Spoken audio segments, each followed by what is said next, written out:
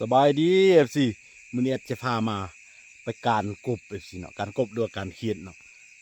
ปีที่แล้วนี่นาทงนี้แค่นี้เนาะเอฟซีแอดมาการถือว่ายังมีอยู่เนาะยังมันอยู่ปีที่แล้วนี่มานี่ไร7-8ตัวเอฟซีเนาะตามไปยาวๆเบิ่งเนาะเขียนนี่ก็ยังมีหลายอยู่ตามไปยาวเบิ่งเนาะ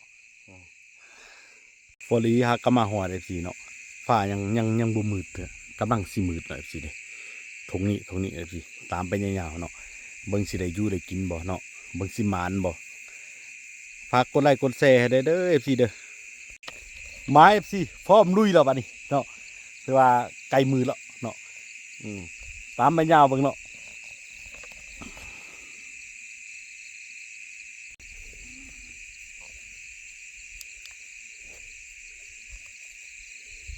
บักไผ่ทรายเนาะ FC เนาะถือว่ามืดแล้วแต่ว่ากองที่ว่ายังเก่งดีอยู่อ่ะลุยไปนำกัน FC มานบ่เนาะไต่ลงทางลุมกันแล้วจังไต่ขึ้นมาเนาะเดือดการลุกเบิ่งวันไหนเห็นนั่นเห็นแสงจังเห็นตัวเนาะจังสีถ่ายให้เบิ่งตื่มเด้การไปนั่นนี่ละใช้การไปนั่นตัวเล็กมาเลยสิดินี่ตัวเล็ก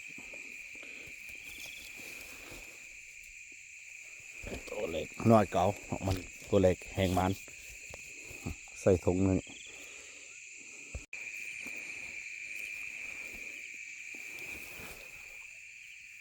เรียบร้อย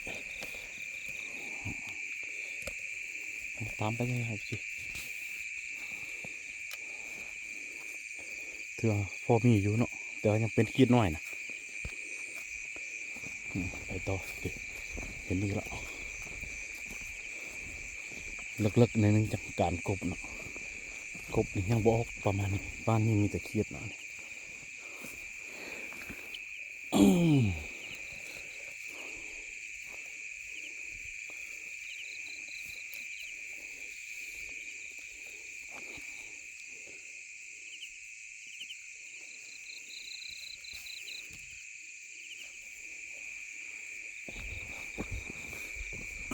กระดานนี้มืดแล้ว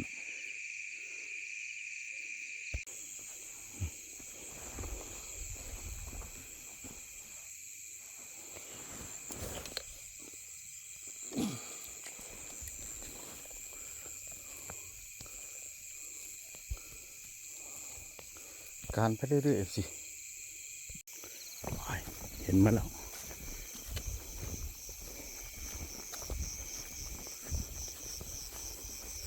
เห็น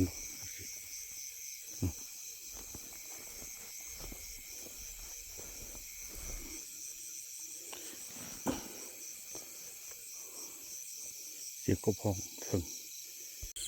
เห็นกบเลยสิเนาะเบิ่งแปลไว้กันนะเอาอะไรจังใจบ้างกองไปเอา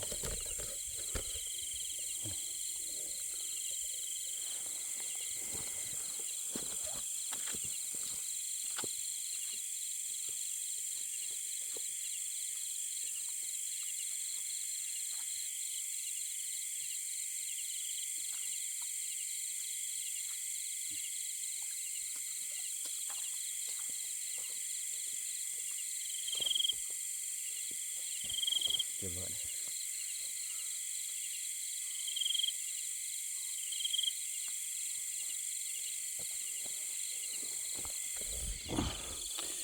ไปต่อโอ้กบเห็ดเนาะกันโอ้เห็ดใหญ่โอ้ใหญ่เป็นไง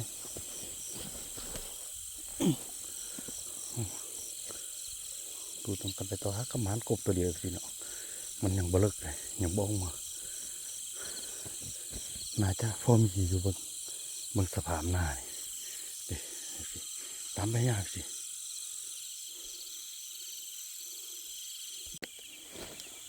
อะไรประมาณนี้สิเด็แต่ว่ายังบ่มืดเสียเลือดแจงไงสิเนาะมันบ่เหมาะการปานใดพักที่ตามไปต่อเบิ่งเนาะเบิ่งตื่มอีกพักอีกจังหน่อยจังสิการต่อเนาะ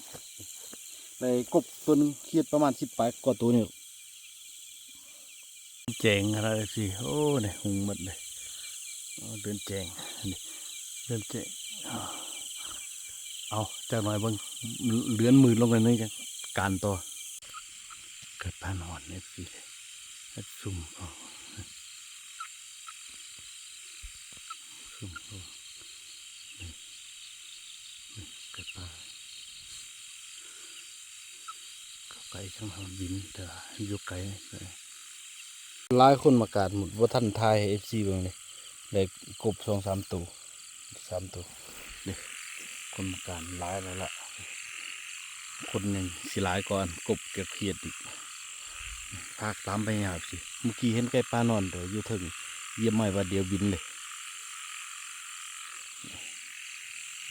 เอามาตามอยู่พุ่นเลยหลายเติบคนพากติดตามไปหาสิเบิ้งวันใดพอไทยให้เบิ้งไหนสิไทยเบิ้งมาฮอดเทือนเลยสิ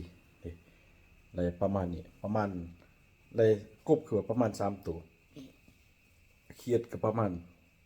10-20 ตัวนี่เนี่ยบ่ได้เก็บหลายปานนั้นกบบ่ทันทายสิเนาะมันมีคนมาเวลมาการนำกันหลายคนที่เผาการแล้วก็เผากัน